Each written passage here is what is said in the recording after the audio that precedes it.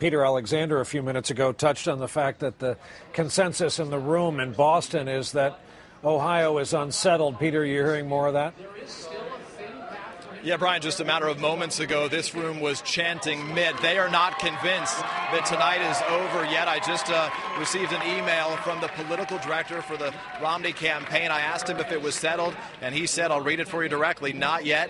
It's around 20,000 now and closing. The Romney campaign has all along insisted, Brian, that this would be a long night, that it would be up and down, and they believe it's still too early to put that state in President Obama's column right now. So they are, if nothing else, stubborn that it's going to be a little bit longer before that decision can be made. They said it may not be made on this calendar day. Brian? Back in the room here, David Gregory, Savannah Guthrie. Well, that's a wrinkle.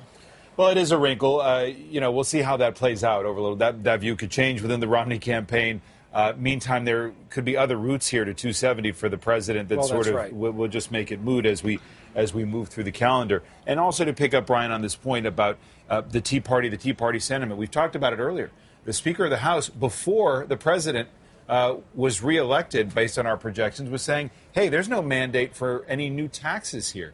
And so, as Tom mentioned, history was made by the president in being elected, passing health care reform. But he really wants to get a grand bargain on the debt in the second term, and it's going to be thrust upon him very early as his number one task. Savannah, I just can't help but think of someone who is looking for medical research, the money we could have devoted that we spent on this campaign. It's better not to think about it. You'll just get depressed. It's to come out with a result that is exactly what we had before this election season began 18 months ago. But you talk about a mandate. I guess it's how you define your terms. First of all, will he have a margin of victory that's sufficient to say there's a mandate? Potentially in the electoral map, he may.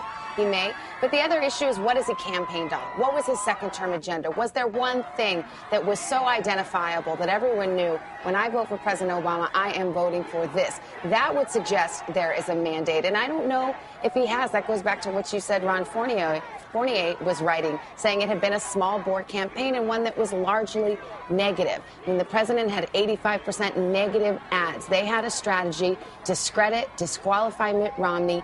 It obviously worked. But what that means in terms of governance for the next 4 years, I think we'll have to wait and see. To an earlier point of yours, the people in this country who weren't in battleground states, who saw an occasional negative ad on the Romney side, were shocked by it. They hadn't seen the negative ground campaign by the Obama campaign.